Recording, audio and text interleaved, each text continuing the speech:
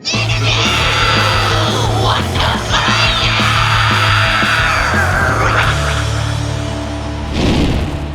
Larissa Vale. And I'm Kyle Hawken. We're Black Satellite, and you're listening to Interview Under Fire.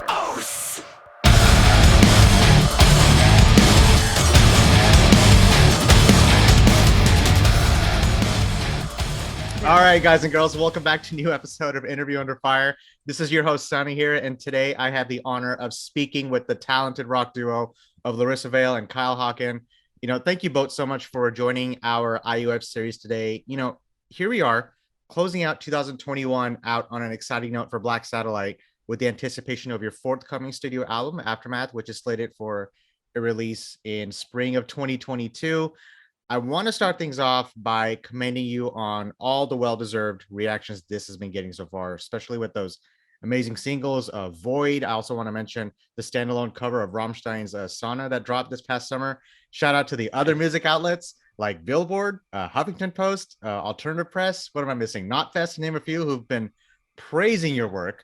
There's just so much to unravel about, this up-and-coming record and who you guys are all about. But before we get to all that and beyond, we talked about it before the interview started. Let me just start things off on a basic question. Could be even a loaded question.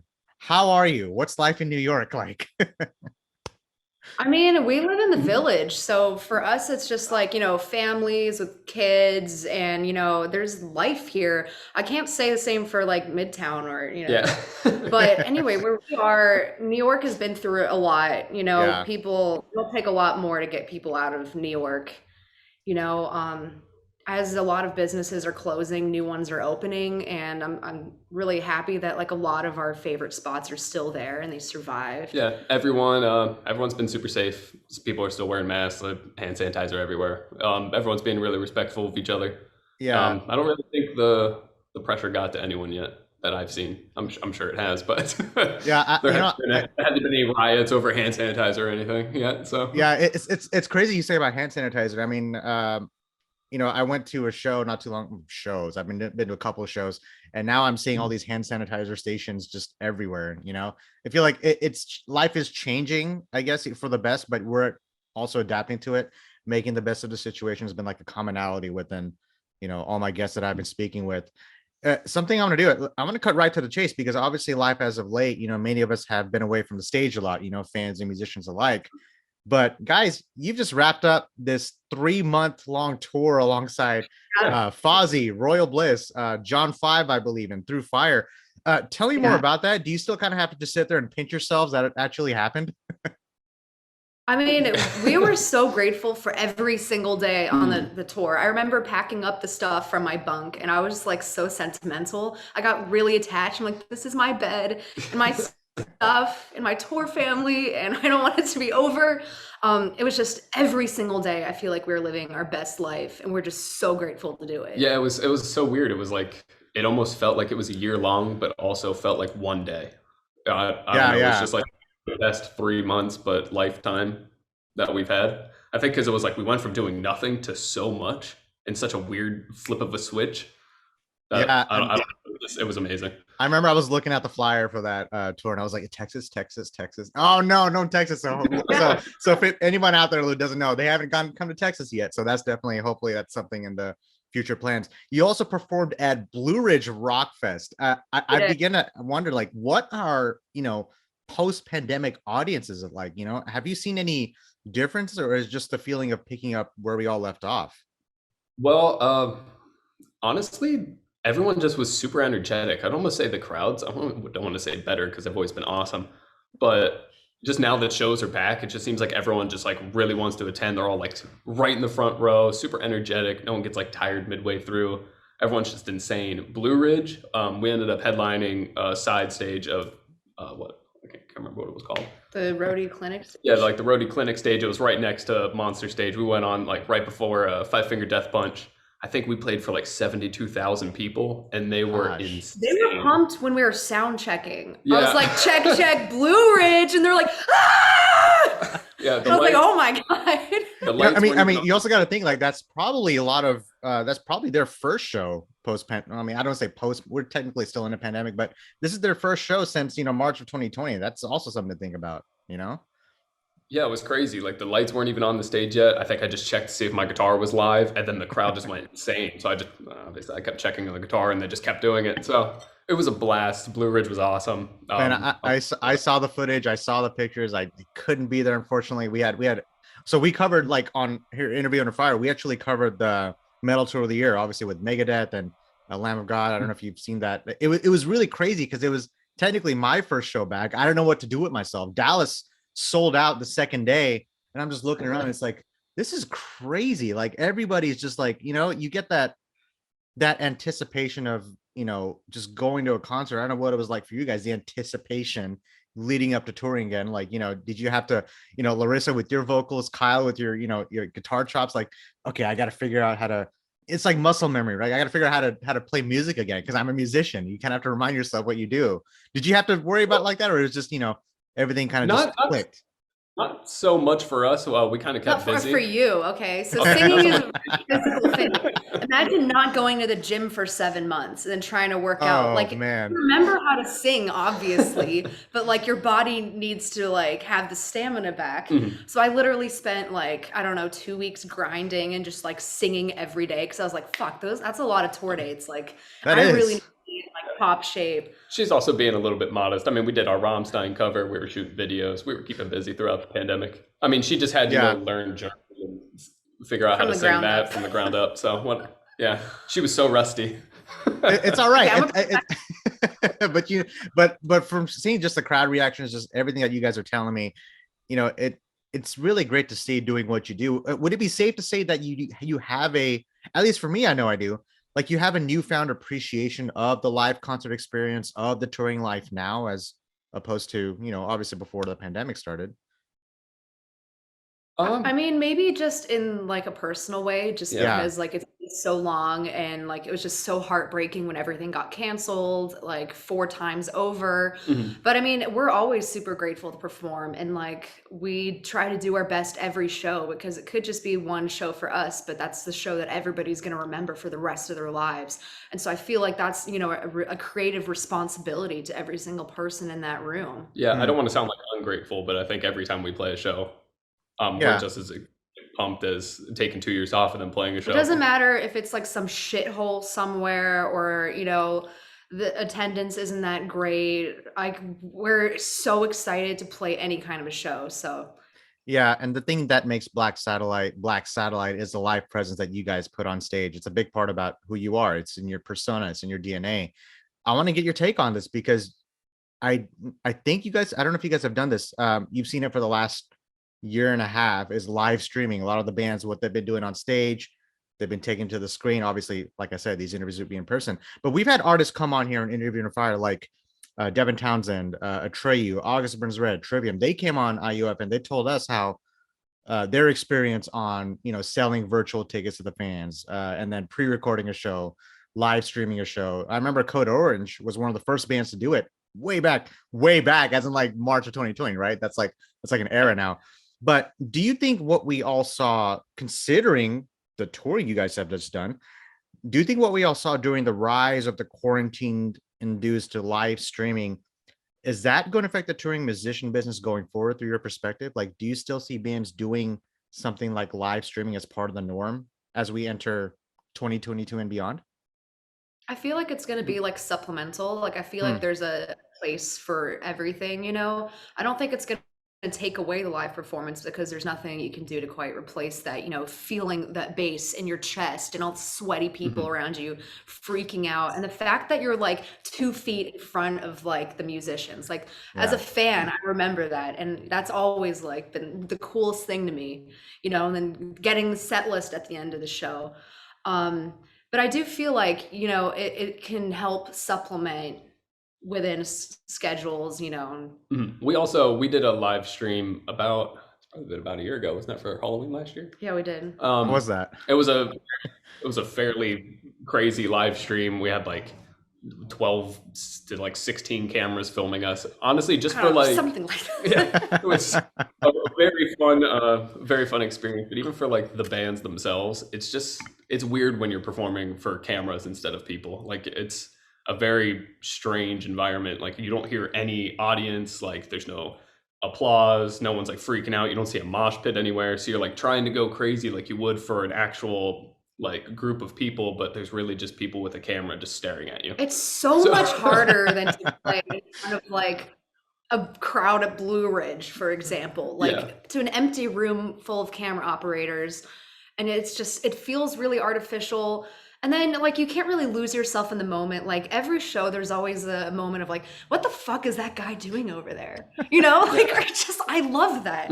That every day you don't know what you're gonna encounter, what you're gonna get, or maybe the fucking lighting guy will strobe your brains out and you almost fall off the stage. But it's just, I love the nature of it, you know, touring. I could see bands still doing live streams, maybe for like countries that they can't get to like right away because maybe restrictions or maybe just travel because they can only do a couple shows there a year.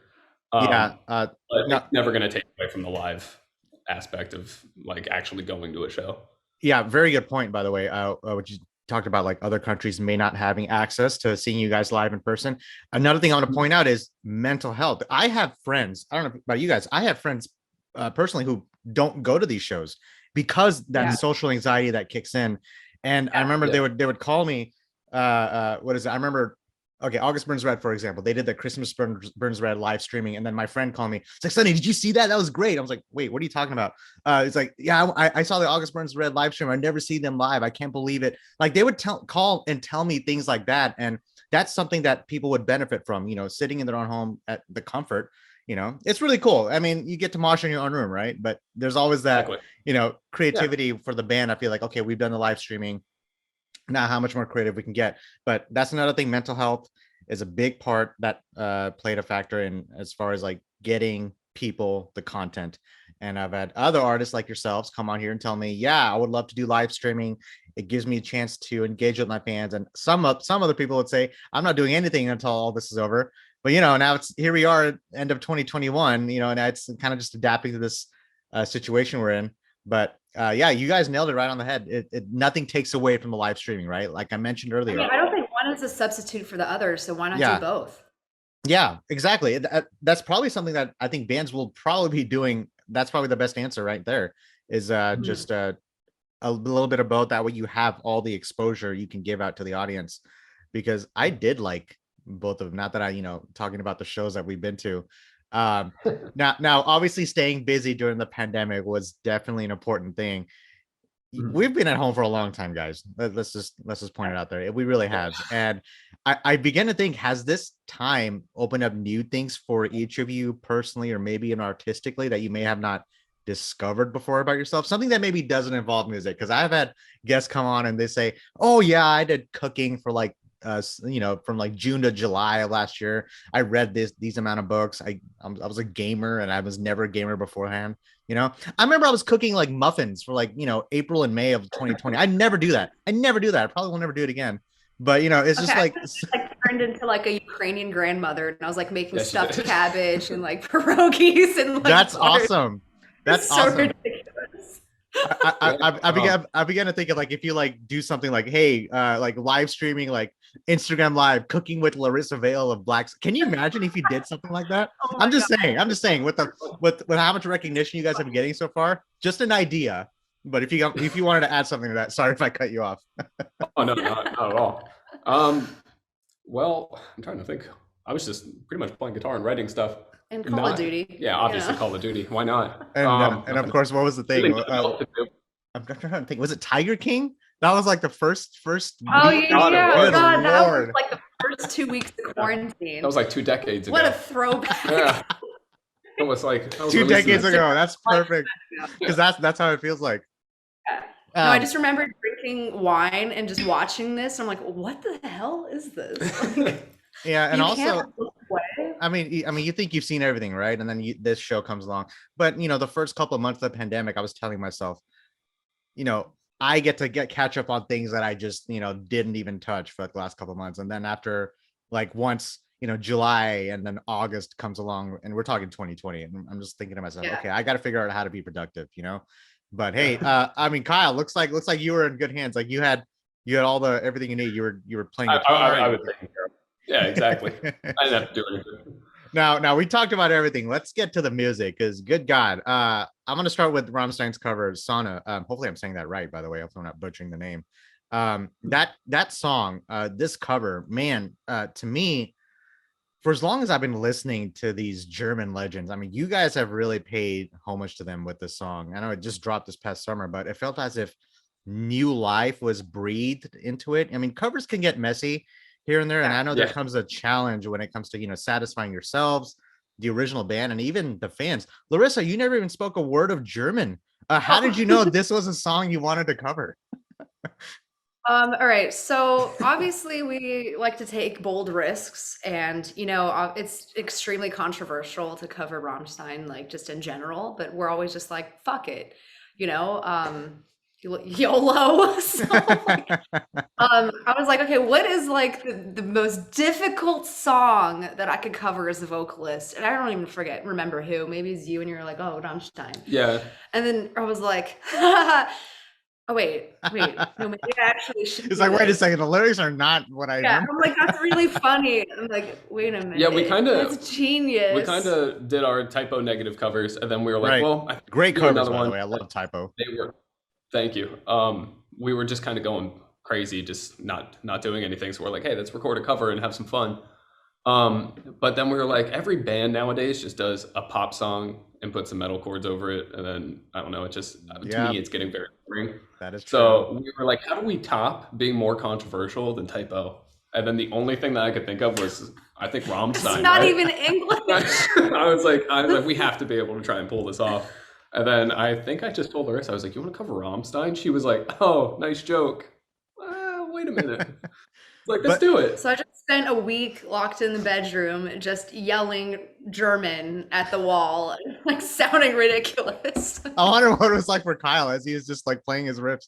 He's like, okay, so she's taking this really seriously now. You see it. Yeah. Yeah, she was like upstairs just like screaming German at like midnight. I was like, she's gonna scare the neighbors. And then like Googling videos of like native speakers and trying to find accent. Now, do you have a connection to the German like culture, Larissa? You mentioned your Ukrainian family ties, right? Yeah. You have that, but I don't know if you had any German ties as well. I mean, the only tie I have to German is that when my grandfather escaped the war, he had to like pretend like he was German, like pose as one of the natives. And so he's really a guy. He learned fluent German, and people thought that he was German. So he'd be like running around the house going like Scheiße, and like, you know. Every other word that you can't think of right now. The only tie that I have to German. I'm going to use that as a bit now. But I wonder if so do you understand German like literature now? Would it be safe to say you understand the I only you know understand the song. Literally my entire knowledge of German. That is amazing. So now if you just speak in German, it's like, okay, what did I say in that song? Oh yeah, that, you know, that's something to think about. But you know, I'm sure I could just recite lyrics and pose as a German. Oh my God. You know, I went back again. I mentioned like it breathing new life to the song. I felt like I heard a different side of the song that I never knew was possible. I went back and heard the original. I mean, there are covers and then there are covers, and you guys did this one justice. It really brought that level of authenticity for someone like me. And I've been we've all been listening to Rammstein for as long as we've been alive. You know, it's do they know this exists? I hope they do. They better know that this exists. We definitely sent it out to their management. I'm pretty sure a couple of them heard it.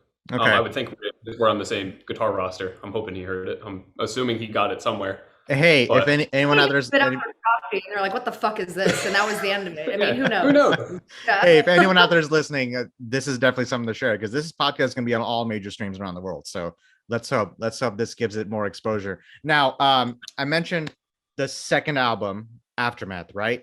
You know, second album. Here's the thing. Wait, you disappeared. Sorry, I was getting a phone call here. I'm still here. Wait, how do I unminimize this? Can y'all hear me though? Yeah, I can hear you. Okay, cool. I see you guys. So. Oh, okay. There it is. All right, cool. Sorry. Let's just We're take it back. So that was good. That was a good transition, by the way. That sets me up. But I'm gonna repeat the words. So, you know, second album, Aftermath. Before we get into the nitty-gritty of this new music. This is the follow-up to, for anyone who doesn't know, 2017's Endless, and this is important because I felt like that record really put you guys on the map for starters, because you had that Vessels tour with Starset that followed, and then Alternative Press named you guys as, what is it, one of the 12 bands you need to know the following year. Obviously the Type-O Negative covers that you talked about, you guys caught a lot of attention. Here we are with a new year, new album, new chapter in your lives, really. Was there any such thing as, I don't know, pressure for you guys when you decided to sit down and write again for a new album, or even just a follow-up, considering, what is it, this is that sophomore slump we so often hear, right? Because this is your second album. Has that ever creeped into your head, like pressure at all? I feel like it was the opposite. I feel like the pressure was off because now we had this newfound confidence. We did a lot of experimenting, when we did the Type-O covers. We stumbled upon like a sound that we were really confident with, and we are like, okay, this is the new direction we need to go in. So it's not like a redo of our first record either. It's kind of like the evolution of Black Satellite. So I don't feel like we felt like we had as much pressure, because it's like your debut. It's like, okay, well, fuck, this is kind of, our first impression in the world. Yeah. It's like, we got it out there. Now we can do whatever we want, right? Kind of that attitude. I like to take the fearless approach of just like, just the way we even pick our covers. Like, who cares? Just like do it. Yeah, I think honestly, we just really, like Larissa said, got a lot more confident. When we were releasing the first record, it was like, man, I hope people like us at all. So that I think that's almost more nerve-wracking, releasing the first thing. Because you're like, people are either going to like you or just hate it completely. Yeah, and I just mentioned like what the reception you guys got. I mean, well-deserved, but yeah, go ahead. And once we got all that attention, obviously, that also gave us a little bit of a confident boost. But we've grown as people. I think you're going to see that a lot in the second record. I'm sure you get to see it with Void and Zone, the Rammstein cover. I'm pretty sure you get to see kind of the direction it's going. There's definitely some songs on there that definitely just make you want to just punch someone in the face, for lack of a better term. All right, well, now go ahead. I'm itching to get this out there, but you're going to finish what you're saying. Yeah. And then obviously there's the catchy choruses and stuff that we always typically do. So. And Void was released over a year ago, I believe. I know you meant you guys had that music video that was released shortly, not too long after that. But with Void, this is kind of a maybe 2.5 part question. Like, what was the deciding factor on releasing Void as the first single behind it, and can it serve as a sneak peek on what's to come on this album, or are we just barely scratching the surface here? So with Void, I wouldn't actually call it a single. I'd almost call it more of like a tastemaker. It's definitely not the catchiest song on the record. It's definitely not the heaviest song on the record. I think it's a nice little like breakaway from Endless to be like, hey, this is kind of where we're going. I think it's kind of like a bridge stylistically from the more alternative sound of the first record than the heavier, more metal sound of the second record. Yeah, I think it's people are going to be like, oh, I like this, but they have no idea what's on the rest of the record. I think they're just really going to enjoy it. Okay, but you do this live. Yeah, so. We have been playing the second record live, so that's the best way to find it and hear it first. Ooh, okay, so we are barely scratching the surface here. That's really good. Talk about a teaser of teasers, right? And here's the thing, at least from what I've heard, those mesmerizing guitar melodies, Kyle, and the instrumentals, your haunting vocals, Larissa. I mean, you guys have an uncanny chemistry to fuse these elements of hard rock and industrial sounds within your music. I mean, you're doing it damn well. Coming from someone like me, again, listening to Rammstein, Nine Inch Nails, and growing up listening to bands like that. Walk me through this if you can. I don't know how much you can and cannot say. How much did things change from when you first started composing on Aftermath to where you ended up finishing it? Considering everything that you just told me, did a lot change in between? Did nothing change in between? Did you guys already have a specific sound in mind with this album? So like when we tackled this record, we didn't really have like songs written beforehand. We kind of just sat with our engineer in our house that we built out to be the studio, like I think everyone does nowadays. But we literally just sat down and went, let's write a record. So we weren't 3 months. We spent an entire summer doing this record from the ground up. Yeah, so there wasn't really like an expectation of like what these songs were going to be. It was more just like what we were feeling that day, that week. If it was maybe bad shit going on in our life, maybe the song was a little heavier. Maybe we were feeling great. So it was. I mean, a lot of the record is just what I was feeling in the process of making it too. Mm-hmm. So it was just like a little meta at times too. Yeah. So I don't really know if things have changed throughout the process. It was just changing honestly day by day, but we had a lot of fun doing it. And I think people are, if you liked Endless, I don't think this is going to be like a crazy shock. It's not like straight up death metal or anything, but it's definitely a little more like grittier, but still keeping like what made us us. Yeah, evolving Black Satellite sound, and I can't wait to hear the rest of it. I know we're delaying the album, but man, the anticipation is kicking in more and more, right? Like as the months roll along. Now something that I really loved about these songs that you guys have put out is the sound. The sound was really perfect. Like the production of it, it was not overproduced. It was just right. Guys, I'm an audiophile these days. I'm very picky on how I want my music to sound, the way I want it to sound. I didn't have to mess with many EQ levels. And I want to give a shout out to your producer, Ben Gross and Ted Jensen, because it was mixed by Ben. He's known for his work with Filter, Breaking Benjamin, Marilyn Manson, and Ted mastered it. Talk about those guys. I'm sure there was that sense of comfortability for you in the studio, knowing you had someone like Ben and Ted working on the album with you, right? I mean, we were definitely in very good hands. And I know there's like a lot of different, layers and synths and loops and Mhm. so many different guitar parts and a lot of vocals. And that's seriously like where Ben shines. You can hear every fucking layer. I mean, you go to him for that sound, and obviously, like, we grew up listening to a lot of the records he worked on and it was like really influential to us. So we knew that was like definitely the only way to go for this record. Mhm. Yeah, and Yeah. he's honestly a super nice, down to earth guy. I mean, he pretty much talks about his two fluffy white dogs, and I don't know, he's just like super chill, really easy to work with. We had a great time working with him.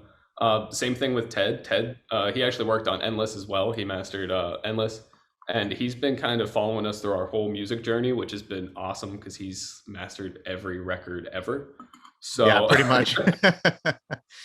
Yeah, So like it's just awesome. He invites us down to his studio every time we're in town. We go out to dinner, that kind of thing. He comes to our shows whenever he He can. came to like one of our first shows ever. Yeah, he's pretty much just big part of the Black Satellite family since day one. So man, it's always been fun working with him. shout out to Ted and Ben for putting this out there, helping you guys get the sound you want out there. I feel like you guys have found the chemistry with the producer. Sometimes, Yeah. I have artists who, they just do everything themselves, and then sometimes they would have producers like, hey, here's this, do that, but it wasn't, I feel like it wasn't like that with you guys. Just like you knew someone who saw you guys grow through your musicality and supported you from the start. And now Mhm. here they are. You have your second album coming out with the reception that you guys have been getting. There's a reason why the publications are saying what they're saying. I mean, Billboard, you don't just stumble upon Billboard, that's a big deal. So again, pinch yourselves for a second. So, between writing and, structuring the songs and the production process, like we just talked about, this is something I wanted to get into. You keep this in mind as I'm asking this, the lyricism throughout your music and even Aftermath. I begin to think if there's something tangible like a theme to this new album. Like, is that true? Like, how important are themes to you guys? Was that a big part within the composition of this record? I think it honestly just started with a theme. So I was Mm, just brainstorming on what the new direction would be, just sitting in my apartment looking out the window. And I don't know, I just kept seeing like Black Satellite Aftermath. Because, I was also thinking about like what a cover art would look like. And then I'm thinking, shit, like, I think that's such a cool concept. So we kind of crafted it all around this one word. Mhm. so Yeah. Really, when like it came to the songs though, those were just like moments in our life. So it was kind of just like the aftermath of the situations that we were going through. But was that really what it was supposed to be? Hard to say. I guess that's for you guys to decide. My God.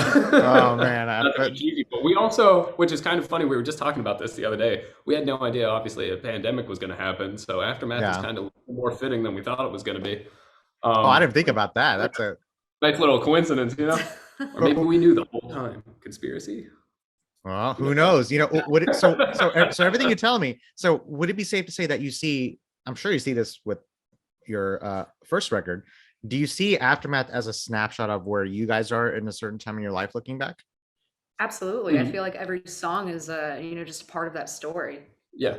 I would say they're not like imaginary scenarios. I know a lot of bands sometimes write just about random things that never really Mhm. happened. Ours are just trying to capture little moments of our life and hopefully people connect with them. Because Yeah, that's the music that I used to connect to back in the day. yeah. And I still love. I feel like it comes from like that person. I feel like I'm very nostalgic like Larissa because it's like I look back on the records like I grew up on. It reminds me of a certain time in my own life. I always reference Siamese Dream from Smashing Pumpkins because it reminds me of waking up in like the summer of what year did that record come out? Like 96, and just like in the Texas weather and it was just like you see what I mean? Like reminds me, I'm literally telling you about a specific moment in my life that you guys didn't know existed until I told you because of that specific album. It reminds me, when Cherub Rock comes on and then Today and then Hummer, all those songs on that record, it takes me to that certain time. So with Larissa, I'm assuming it's the same thing. You write your songs, those 3 month span you just mentioned where you guys just recorded and produced all those songs. You look back on that, it's like, okay, I remember what I was going through at that time. It's easy to look back on something like 2020 and say, oh, this was the pandemic album. It's I hope it's not the case. I mean, yeah, it's okay if you want to do it that way, but it's really cool to have something like what you have and transport you to a certain time in your life. It's it kind of sets that thing in your heart inside. It's like, oh, okay, I remember this part of my life. I don't know, I feel like we could dive into that rabbit hole even further. Did you want to add something or am I just mumbling here? I feel like, okay, so Aftermath for us is an extremely dark record. So it's like, yeah, it does take me back like right to those moments, but maybe in not a really great way. Yeah. Okay. No, But yeah, from the ability one way or another. Yeah, and it's really cool you had that again. So can you guys, it's coming out next year, but I don't know if there's a new single you guys can announce. You guys have anything planned in the future? New music video? Sadly, everything has gotten so messed up because of the whole pandemic thing. We've just been happy to been told we're kind of on that little planet. That's honestly why we did the Rammstein cover, because we don't want to keep people waiting for new content. We try and keep it flowing as much as possible. I would love to hear another cover. Again, I'm just one of 1,000 fans out there, but I just want to point that out. We can't keep putting out covers. If we were to cover something, just keep doing German covers. You guys have something going here. If we had to do another cover, what would you pick? Now I got a question for you. I feel like you guys would really do a really good Nine Inch Nails cover. I really like the song. There's the album With Teeth is probably my favorite one. I feel like any song on there would be. I have to look at the track list now because you guys are putting me on the spot. I'll get back to that. But Nine Inch Nails, I feel like I feel they're in Nine Inch Nails. I feel like that would be a band you guys would be able to really do a good job of. Maybe even, I mean, I love Trent, but I feel like you guys would really give it a new perspective on a song. I always love to see new perspectives on different songs, so that's cool you say that. A lot of people when we were touring were saying you need to tour with Nine Inch Nails. So that's just kind of funny. Like, I mean, I wish. So I would love to tour with Nine Inch Nails. So trying to hurry up. Nine Inch Nails and Rammstein, man, let's get that going. Right. From the different experiences and perspectives and your timelines that you have taken in, which we have discussed about, performing for as long as you have, and the people you have met and worked with during these songs, the records. We mentioned the producers, including your touring life, your relationship with each other. It sounds like you still have much left to put out there with Black Satellite's artistic vision. And this is definitely something you two have a passion for. And from the truth is, for what I'm saying, you've experienced plenty already in your career. I can't wait to see where you guys go from here. I can't help but ask, have your aspirations as musicians or hell, as individuals, have they changed or evolved since when you first started performing in the industry? Like, you guys see things differently today? I mean, obviously you see things differently because you learn, but the goal has always been the same. I mean, we always knew where we wanted to take this, and the branding and all of the intricacies that we put into all of our visuals and like the whole package. I feel like, this theme and our vision has been the same from day one. We're just learning more about how to execute it. Yeah, I'd honestly say we've been on kind of the same path from day one. Just see how far we can go and have a lot of fun doing it. We just have like a one-track mind. It's almost obsessive how much energy we put into this every single day for the past 4 years. I know a lot of people say, like you said, the sophomore slump, but I would say the second record's kind of just getting started. I feel like we're just getting ready to, keep going. I think it's important. It goes back to my subject of nostalgia. Like I think it's important to. I feel like it would be easy to lose track of yourself. The more successful you get, you kind of have to push everything aside. Exhale and kind of just look at it from the outside and remind yourself why you do what you do. And then go back into it with the better focus, so to speak. I think it's important for everyone to do that because it really shows the growth and maturity, and I heard that throughout your music, and I can't wait to see where you guys go from here. You guys need to come to Texas, obviously. Now we'll definitely get that going. Now this is the last part of the interview. Now I mentioned that little surprise at the end, right? Before I let you go, I'm gonna do something here. You really love it. I'm gonna do something here called the lightning round. All right, so what I'm gonna do, I'm gonna go down a list here. I'm gonna ask you a question. You guys both answer. You have to think quickly on your feet, though. You have to pick one or the other. I'm just gonna go down the list. All right. Some of them are really simple. Some of them are just downright stupid, but that's the best part. Okay. You ready? Okay. You answer both question. Yeah, both of you. I would love to both of you just answer it. Awesome. Man, Perfect.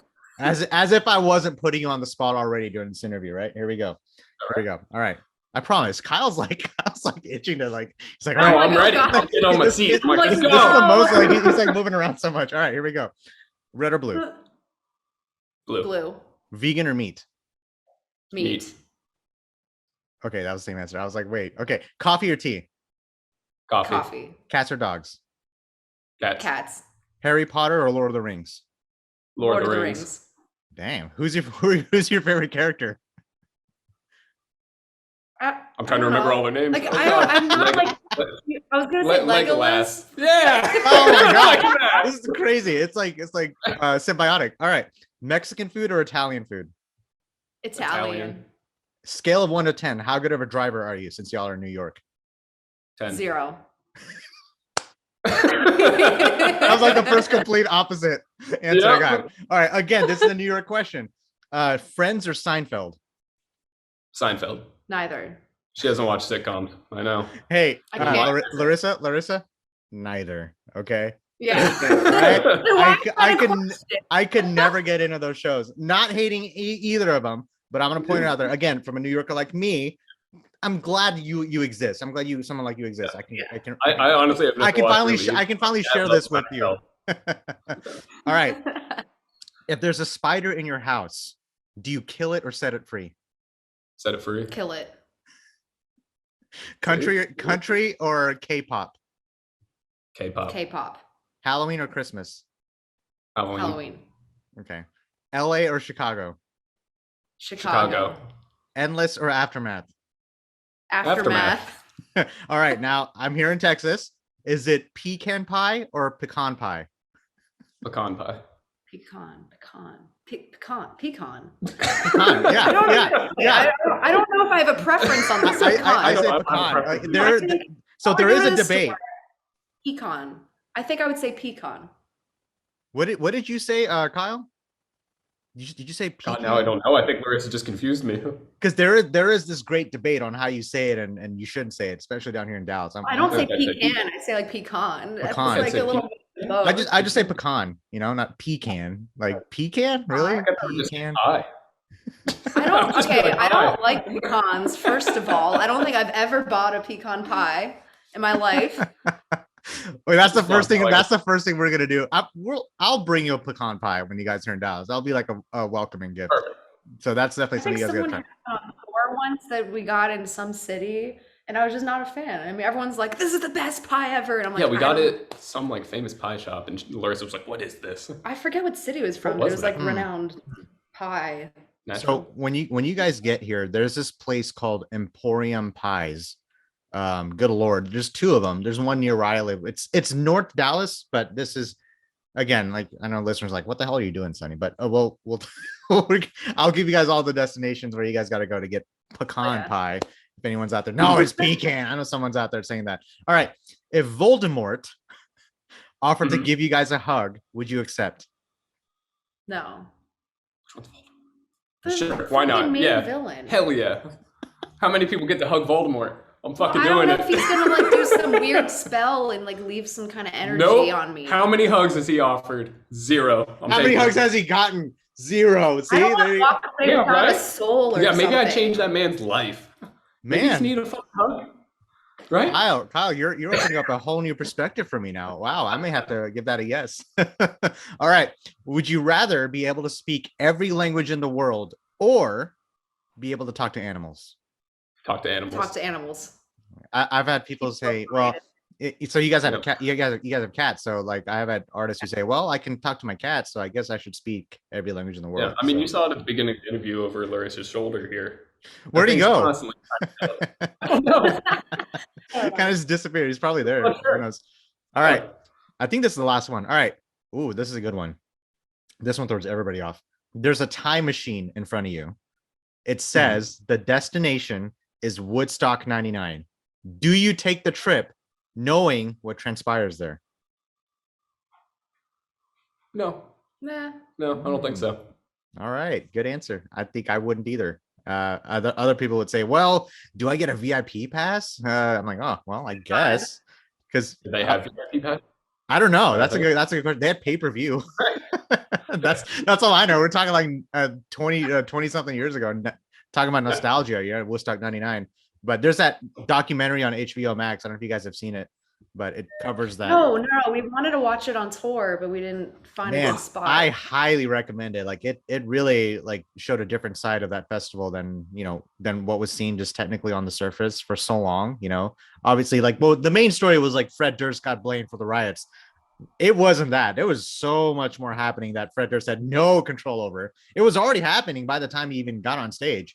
It just when you put a band like Limp Bizkit on there and you play break stuff in front of angsty teens, and they're all. I mean, that's kind of the whole point, right? Yeah, right. And so that was really it. But highly recommend Woodstock 99. But yeah, I wouldn't. I've definitely been meaning to watch that for a while. Yeah, I'll probably ask you that again after you guys watch it. Maybe the answer will still be the same, but who knows? Okay. I don't think I got enough information. Yeah, man. So that does it for the lightning round. But there was this one bonus question I was thinking about because I was debating if I want to ask this. If you weren't musicians, what would you guys be doing right now? Dead. Same. Jesus Christ. We should just end it right there. All right, perfect. just end it right there. That's perfect. Don't even say anything else. That's perfect. Do you guys have any? Do you guys have any last words? Just any shout outs? Anything you'd like to plug in or mention as far as Black Satellite? Dark. Any last words? Yeah, right. That honestly, is dark, right? Dead. Yeah, all right. right. Last words.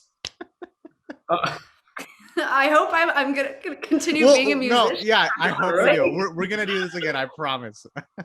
Oh my god. This has been a dark interview. Good lord. Right? Yeah, right. I love when interviews just change. The lightning round, perfect. But yeah. But like we have a lot of things, yeah, go ahead. we have a lot of things coming up very, very, very soon. Maybe Dallas. So keep your eye out. We always like to throw curveballs people's way. So if you follow us on social media, that's the best way to find it. We like to do little games on our social media every now and then. So if you find us around, ask us what those are.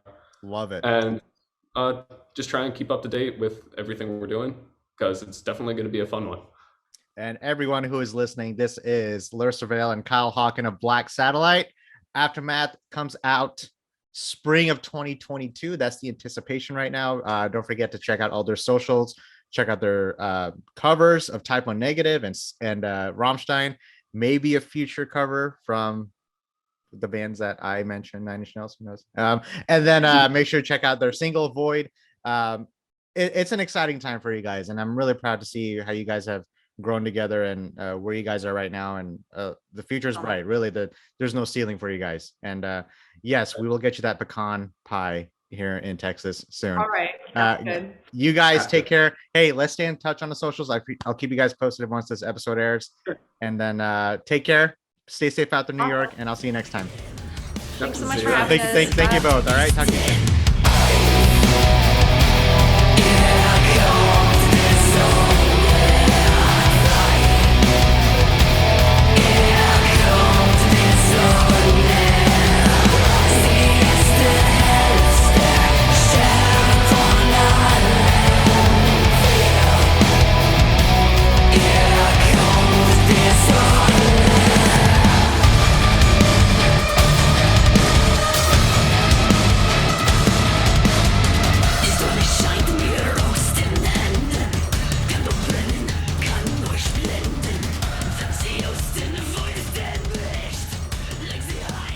Hey guys, thanks for listening to Interview Under Fire podcast. If you guys liked what you heard, please subscribe and share our channel. And please leave a 5-star review, as that helps us tremendously.